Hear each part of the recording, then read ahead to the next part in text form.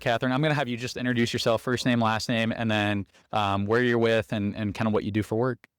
Great. Yeah. So I'm Katherine Wiley, and I'm with Fluker Architects. We're based out of Dallas. We have a couple of firms all around Texas, but I'm in our North Texas office. And I'm an interior designer. So we specialize in K through higher ed, and that's kind of what I do. Awesome. Well, you started to kind of tell me a little bit about your background. I want to hear a little bit about it here. So you're in Dallas now. I want to hear, where have you kind of been? What's kind of your path been from where you've grown up to where you are now? And kind of how did you end up in the Dallas area? Yeah. So it's kind of an exciting story. I am an Army brat. So my dad is, we lived overseas, and I grew up abroad for the longest time. So we lived in England, Germany, and Australia. We were in the States sprinkled in there. My mom and dad originally met in El Paso. So I grew up born at the border and immediately moved. He retired, ended up in Dallas, and I've been in Dallas ever since. Wow. So So was it home for like your parents at all before he was in the no, Army? he just retired, and some of his friends were like, go to Dallas. My mom was like, I don't want to go anywhere cold, because we had just been in England. That was the last place I lived. And England is in the winter at 3 o'clock, it's nighttime Yeah, yeah, and it's cold and yeah. it rains. So she was like, hot. So is your dad a big Dallas Cowboys fan then? I no, he likes Newcastle. So Oh, okay. football. Yeah, football. Yes, yes. Awesome. Cool. Well, let's dive in. We got a couple questions. I know you've kind of seen some of those. The first one is very high level. I just kind of want to hear, when you hear radically student-centered, kind of what comes to mind and kind of how would you define that in your own terms? Yeah, as you kind of think about that phrase. Yeah, so when I contemplate radically student-centered, I immediately think of how I felt in school as a learner. And I was homeschooled originally when we moved abroad and moved around. And then I went to transitioned into just public education.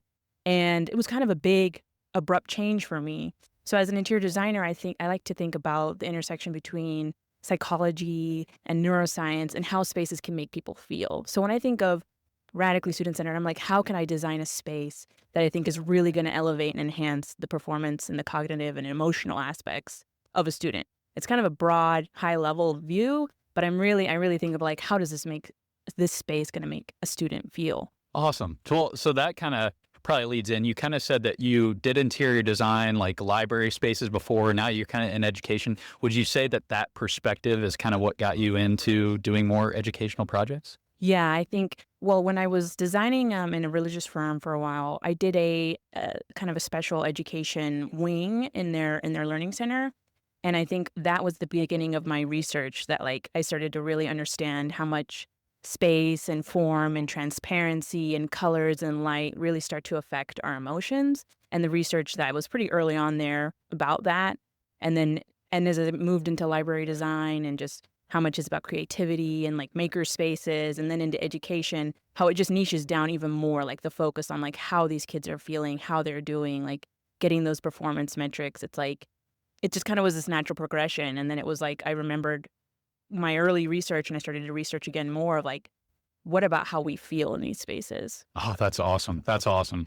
Well, I normally do this last, but I feel like it kind of ties in now. I want to kind of ask, you're kind of thinking about that. How do you kind of move the conversations when you're kind of leading into projects? How do you move that conversation from what adults want to what will best serve students? I mean, because that's what it's all about. That's kind of the radically student-centered approach that you were talking about.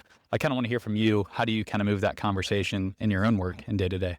I think the biggest one that's been helping me is this idea of cultivating empathy and perspective, and trying to help somebody have a different perspective, or how you can talk about how, that influences what you're thinking about is important. And a real big thing that doesn't move the needle, right, is fear. I think fear comes up a lot. Even with AI, I was just in one of the talks, and it was talking about fear as a big approach, and the disconnection of humans with AI. And so I think when we talk about emotions, if we're considering the emotions of the adults in the room, we just all used to be kids. It's sort of similar. And I just think it's about educating, what we're here to do, to help shift and just talk about it. And just, I think things would happen a little bit better if we really acknowledged, recognized, and heard when we're talking with people, so that it's not just this is just a design idea I'm giving you, take it. It's this is going to help us, and this is how, and I really want you to know that I'm listening to you. And I think when people feel heard and accepted, that's what helps helps move that needle when you're dealing with some of those fear. And I think it's the same thing when you're dealing with education. Like if people feel acknowledged, belonging, connection, safety, you're better able to perform cognitively. Yeah, I completely agree. And I very much just kind of like what you were saying there too, is it goes back to emotion a lot too. Like I feel like there's a lot of conversation around if we can take emotion out of these, these conversations and just kind of think and really learn from others that have gone through this, what's best. I feel like it only helps that conversation, but I feel like emotion comes up a lot with that. So same thing, like how do you kind of in your day-to-day emotion, when that kind of comes up and people have their own opinions from maybe what they've experienced as adults, from their childhood, how do you kind of shift that conversation to say, let's think a little bit deeper about that? Do you have any success stories from projects you've done where you've had to kind of overcome that emotional connection that maybe adults have to, what they're looking for and thinking for their new schools? Yeah, so I would say my experience has been handling my own emotions in the moment and when I'm presenting or talking, and like I said, listening and hearing somebody. And, and being able to pivot, right? Like if I'm hearing somebody like, this is not a priority, this is not what we need, like we're focusing on something else, being able to set my own ego and my own goals aside and being like, let's just do the best for what it is that they need in this situation. I think managing my own emotions and putting my own ego aside to do what's best for a project. So like really tying back to what I said, like listening and being able to hear and understand what someone's goals are, what they're looking for, and being able to then implement that. And I think that that's what's really helped me the most is being able to manage my own expectations and feelings about projects, right? Because I'm a person, I'm working on a job, I'm trying to do my best that I can. And I think setting aside whatever I think, I think architects and designers, sometimes we get a bad rap of like, they're just trying to do something fun and fancy. And I'm thinking about how is this really going to serve the community? What's the best thing that I can do? And if that even means, making a different choice, I think I'm open to it because it's not about me anymore. I'm able to separate like the emotions from my rational brain, right? Mm-hmm. Yeah, that's awesome. And I know Fluger, a lot of the projects you guys have worked on, you guys do a really good job of getting community involvement in your projects. And I'm sure that only helps you as an interior designer kind of hearing those things and making sure that you keep those perspectives in mind too. Would you agree? Yes, absolutely. Coding in our offices, the communications, like doing the bond planning, like I'm hearing and I'm listening and I'm hearing how they engage with the community. And I think that's the biggest thing. It's just like listening and turning on that thinking hat and that creativity hat. Like how can I bring in a story that really communicates these ideas and helps, make them feel that place and that belonging. And so I just think it's just a huge part. It's just like really listening and connecting with them. Love that. Love that. So as we are thinking about radically student-centered in your approach to work and just kind of what you see on day to day, how do you kind of see radically student-centered as that meaning from how you defined it at the beginning? How do you kind of see that evolving over the next 5-10 years? I think I see the architecture of choice coming into place a little bit more. A lot of the things I'm hearing and I see on projects I work on is a lot of like retrofitting or like after the fact design things that have to be done to serve the students a little bit better.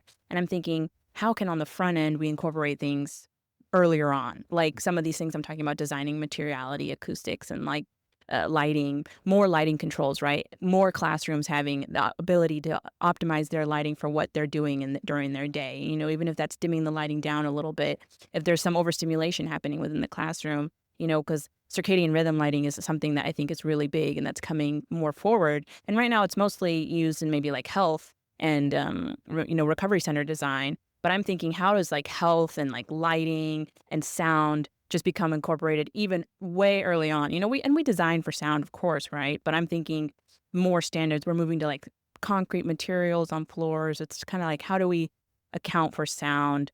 And that's what's going to help students perform better over time. So I think more choice within spaces, more options, like this little nook that we're in is so cool. How does this nook become incorporated into more classrooms where there's the diversity of spaces within a space? It's not just a box. Yeah. And I agree with you 100%. And it kind of sounds like too, and everybody I've talked to and I mean, really over the years is everybody kind of has that same theme of it needs to be happening earlier. Like these conversations, us getting involved, it needs to happen earlier. So, did I miss anything that you wanted to talk about? Is there any specific success stories that you've done in your work that you'd like to share, or anything else that I missed that you want to talk about?